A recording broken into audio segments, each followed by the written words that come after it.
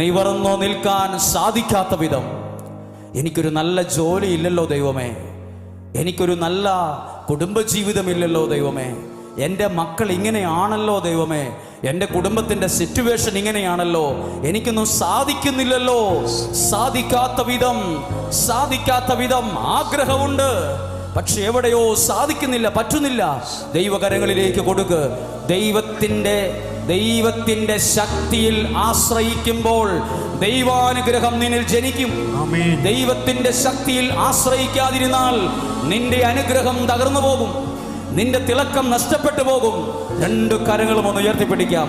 കർത്താവേ, എവിടെയൊക്കെയോ ഞങ്ങളും പരാജയപ്പെട്ടിട്ടുണ്ട്, എവിടെയൊക്കെയോ ഞങ്ങളും കരയുന്നവരാണ്, എവിടെയൊക്കെയോ ഞങ്ങൾ നിരാശരാണ്.